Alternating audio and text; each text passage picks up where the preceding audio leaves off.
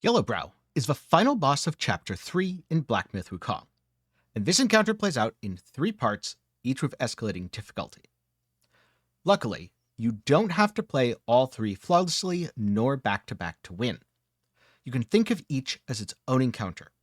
So, if you die, you restart at the beginning of that fight, not back at the beginning of Phase 1. Now, I'm not 100% sure if this is intended or if this is a bug, because I'm playing the game very close to release. If this changes in the future, do by all means let me know down in the comments, but for now, unless I see otherwise, I'm going to assume that it is intended, because it definitely makes these fights a lot less grueling than they'd otherwise be. Also, unlike in Chapters 1 and 2, there is no special vessel here that gives you a magic I win button, though you might want some shock quelling powder because there are a lot of lightning attacks, especially in Part 1 and Part 3. So let's begin in Part 1, which triggers as soon as you enter the room and confront Yellowbrow. Overall, I wouldn't say this encounter is too difficult, but you should pay close attention to the moves anyway because he's going to be using a lot of the same moves in Part 3 when it's much more challenging. So here are a few of the things that he uses most commonly. Number 1, his basic attacks. He's a big enemy, so luckily his blows are rhythmic and measured. With some practice, you shouldn't have too much issue avoiding them. One thing I would be careful of though, is his mace has surprisingly long reach. This is because he cheats. It looks like it's a pretty short weapon and it won't necessarily be able to reach you. If you stand there, you are absolutely going to get hit because he has an extendo mace. That's right, his mace can extend as long as it needs to hit certain monkeys. But as a whole, I wouldn't say his basic attacks are too bad. He does have a couple more advanced moves though, some of which take special consideration. The first is his slam and shockwave, where he slams his weapon into the ground, generating a shockwave. You have to dodge or jump over this. If you're at close range, you really do have to just dodge, as the shockwave comes out way too fast to give you enough time to jump. Also, occasionally he'll raise his mace in the air, and swing it, firing some lightning projectiles that crawl across the ground.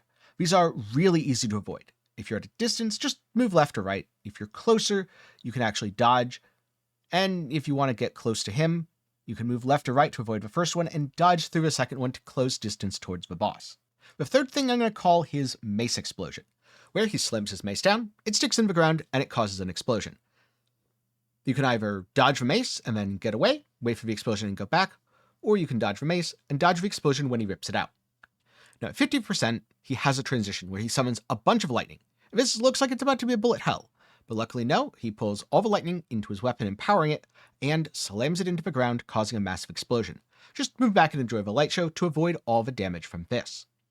After that, he begins swinging his mace in wild arcs, with it behaving more like a flail. Now watch out, and pay attention to his pattern really carefully, because in the third part of a fight, he uses this kind of attack a lot. Also, at the very end of his attack, he's going to be generating a shockwave. So again, jump over it if you're far, dodge through it if you're close. One thing that I found made it a lot easier to track was, instead of paying attention to his arm or the handle, paying attention to the head of a mace, because that's the part that's going to be damaging me anyway. Now overall, in this phase, he doesn't do too much different than before. Occasionally, he will summon ranged projectiles that fly at you. They're pretty hard to dodge if you're close to him, but much easier if they're far away. And when his health gets low, he does a bolt from the sky attack. Avoiding this is a matter of sprinting, or dodging with the correct timing. Now, just in terms of general tips, because his attacks were so methodical, I found this was actually one of a few bosses that I could bully. I could finish a full light attack combo, sometimes without having to dodge in between, sometimes with one dodge in between, then followed up with a heavy attack and quite frequently stagger the boss. Now just to show that it can be done, I defeated the boss without using my mana, without using a lot of special things, as if I was saving them for the second part. That said, again, you don't have to do that, because if you die in the second part, you'll just be outside by the shrine, you're able to swap your build, recharge, go back in when you're ready.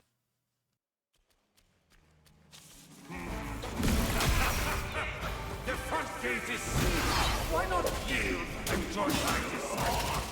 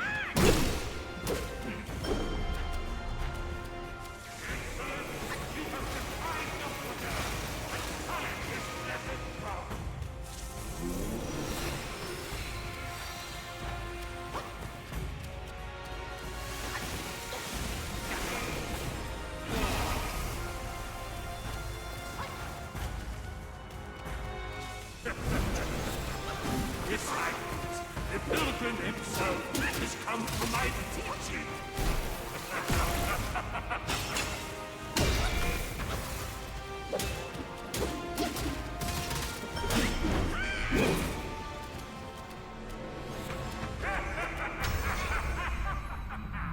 Obstinate fool!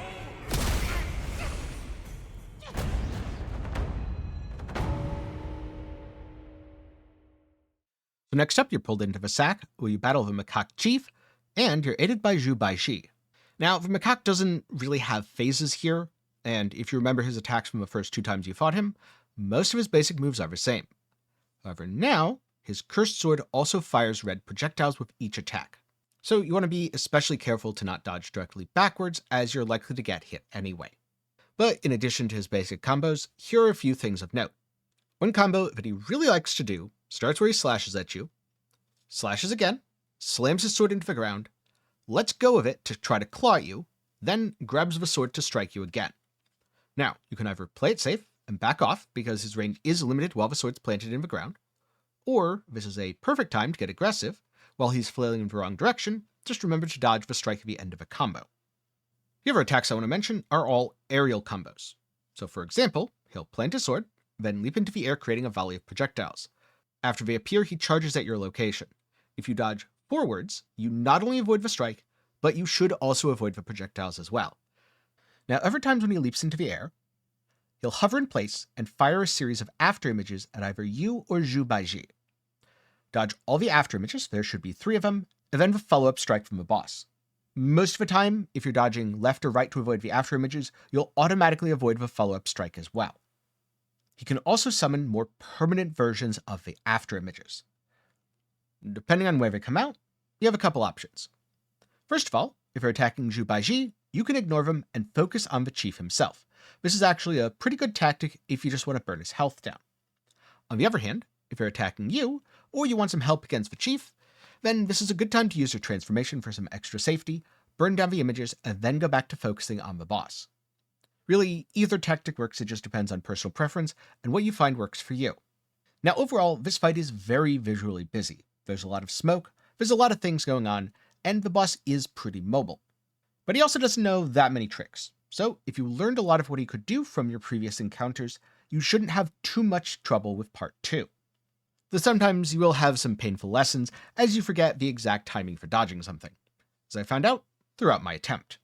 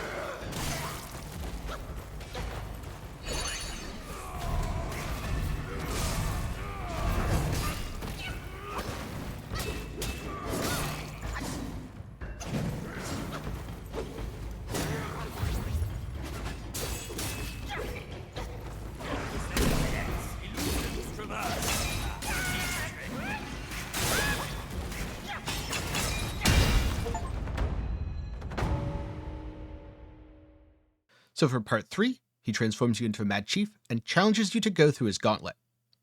Now, because he told me to cause carnage, I ignored him. I decided to be contrary, and I went through without harming any of the enemies. To be clear, this form is OP, and I don't necessarily advise doing this. I just did it for fun, and you know what? Now I have a moral satisfaction of saying I didn't do what Yellowbrow told me. Introduce your karma in this air.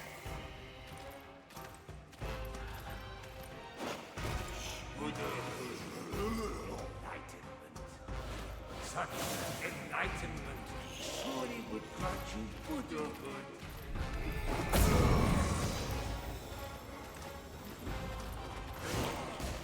3,000 be my praise. Countless more revere my name. Yours to have your fill of carnage.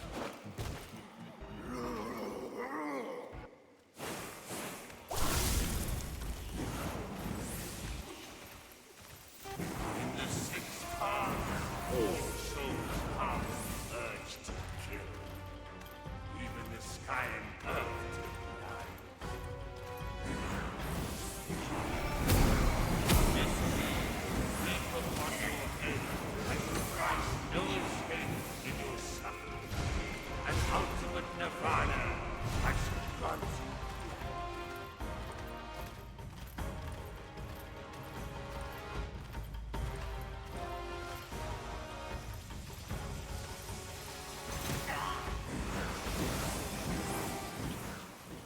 Alright, so a really big important disclaimer here.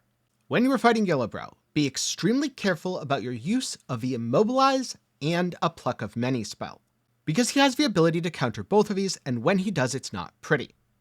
To counter Immobilize, he'll simply cast his golden skin, rendering him relatively impervious to damage. But his counter for a Pluck of Many is turning your clones against you, at which point they will probably happily beat you to death. Now, when I was fighting him, I personally did not encounter him turning the clones against me, so I was able to use the spell safely. It seems like there are short windows where you can do it, but also, I got pretty lucky, and after doing more research for this video, I found out that it's a thing, so I wanted to warn you, so that way you don't end up having a hard time and wondering what's going on. If you really want to maximize your damage on this fight, you can respec all the points that you put into both Immobilize and a Pluck of Many. And maybe swap Immobilize for Ring of Fire, because even though it's not going to be super helpful, it will provide a little bit of healing here and there. Now, once you reach the end of the gauntlet, you fight with a miniature version of Yellowbrow himself, and he uses many of the same moves you saw in part 1, including turning his weapon into more of a flail, but he also has a few new tricks up his sleeve. The first of which he likes to use right at the start of a fight, where he charges his weapon with electricity, then smashes it down, creating a line in the ground. This is a hazard that persists for a while during the fight. Now, he can also raise his mace and create a ring of lightning to trap you, Usually he follows this up by firing a barrage of spells. Quite simply, dodge these, or if you're lucky, cloud step out of it. You might have also noticed something odd about his skin. That's because several times through a fight, and also, seems like whenever you cast Immobilize on him, he turns his skin to gold. To break this, you need to hit him with heavy attacks or charged heavy attacks. I didn't get to test this, but I suspect the Wandering Wight might also be able to break this gold, which would make it a really good thing to bring. Unfortunately, I thought of that after beating Yellowbrow, so I don't know for sure. If this does work, please let me know down in the comments and I'll try to remember to pin your comment. And right after you break his golden shell is one of the best opportunities on the fight to do damage to the boss. So really go ham here. I noticed that when I was taking too long to break his golden shell, he begins charging up a huge explosion. So either A, make sure to break that shell quickly, or B, once he starts charging, get really far away from him. If you run far away, you should be out of range and safe from the blast. Now, at 66% health, and also again at 40, he does a transition where he roars, cancels any transformation which you have active, locks you into a cutscene, and then strikes you dealing damage. This does a lot of damage, so make sure you're topped off before he does this. Now, I've seen some people posting on the Reddit talking about how they use Cloud Step to cheese this. I tried it, the timing is quite tough. Personally, I couldn't pull it off, but hey, if you're able to manage it, then that would be a really good way to avoid a lot of pain and make the fight much easier. In general, because he counters so many of your spells, using the Spellbinder ability would be quite helpful for Yellowbrow Phase 3, but also Cloud Step's really good, so if you just go full spells, that's totally fine too. This last 40% is absolutely the hardest, so if you have a transformation, use it, try the Wandering Wight to break him out, and just really focus on dodging here, because it only takes 1 or 2 mistakes to get yourself killed. Now, you could use the Shock Quelling Powder to counter his Thunder status. Personally, I found that whenever I tried to, I ended up just dying. And once again, if you get into a sticky situation, don't be afraid to use Cloud Step. That spell really is MVP in this fight. This one was honestly really tough, and right at the end, I almost messed up. So if you end up dying a few times, if you end up having some close victories, don't lose heart. One thing that I personally found helped is really focusing on healing immediately after the forced damage from the cutscenes. Because what was ending a lot of my earlier attempts was I'd take damage from the cutscene, I'd come out of it, get hit by something incidental, and of course, die. So, really try to heal up. I noticed right after you finish the cutscene, there is just enough time that you should be safe to heal. You can also heal right after breaking his golden shell, but I strongly recommend using those times for damage rather than for healing, because if you don't have the time to do damage during the fight, you're going to lose to attrition eventually. And so now, here's how Yellowbrow went for me.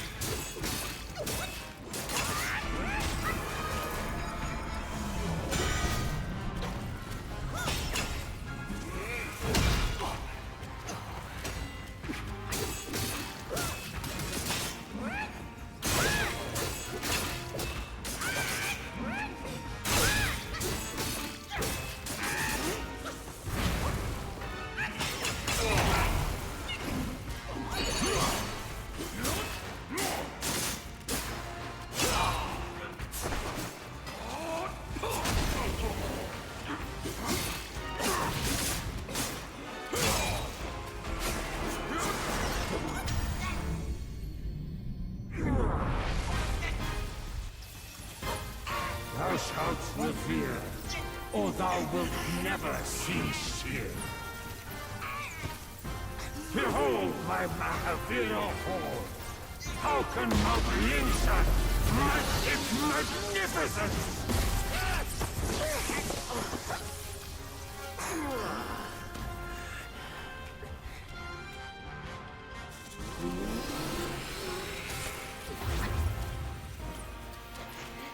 Walk the path of Buddha. Go within, not without. Now, receive me through sight and sound together. Outline.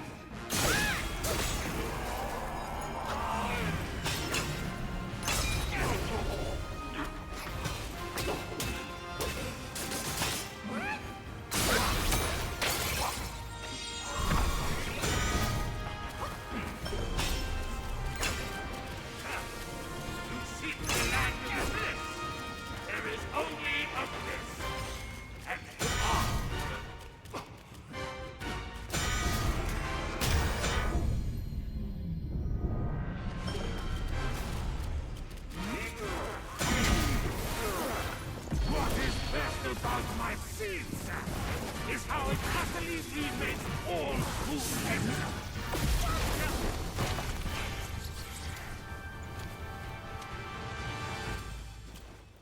I shall meet you in combat. Your dream ends here. Who prevails?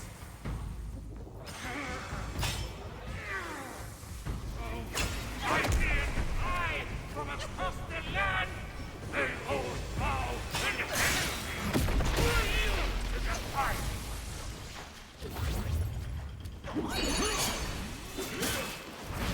Face in my breath. Rebel, stay without hope. There is no redemption.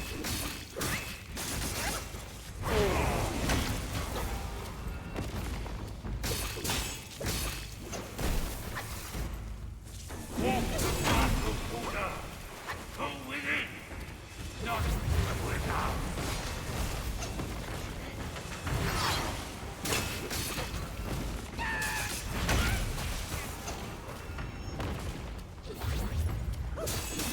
Your mind is progressing before your heart is burning.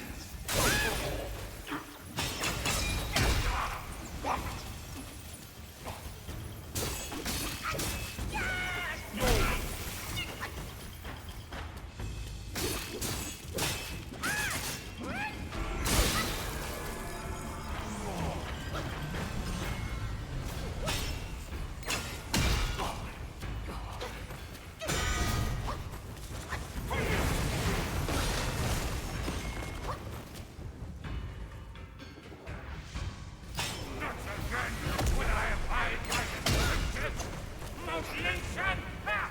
I'm creating a new land of bliss.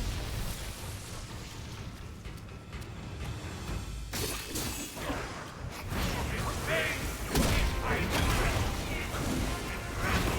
stay without hope. There is no redemption. I can cease your struggle with but one hand upon my gun.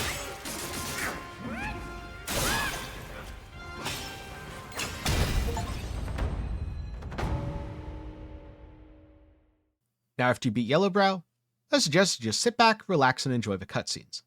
After each chapter boss, there's a bit of a cutscene, going into a little more of a character's stories or maybe setting up for the next arc. And so far, Yellowbrow's has been my favorite. I'm also very, very glad that each part of a fight is its own thing. Because man, if I had to do all three of these back to back, that would be about as harrowing as Radahn was to beat the DLC for Elden Ring. I did that. I admit I only barely got by because I had to respec. Wasn't too proud of having to respec for that fight. But hey, I beat it in the end. On the other hand, being able to heal up in between phases made Yellowbrow genuinely enjoyable. And so with that said, I'm off to explore Chapter 4. Now, if you want to know how to defeat Chapter 4's bosses, you'll just have to get subscribed. Maybe leave a like while you're down there. And I look forward to seeing you in the next video. On the other hand, if you're looking for something else to watch, maybe you haven't completed before Captain's Quest. I'll link a video to that up in the card and down below. It's optional side content. You have to defeat a couple of the bosses as you're going through. A couple of them are a little out of the way though, and you might not find them unless you look for them.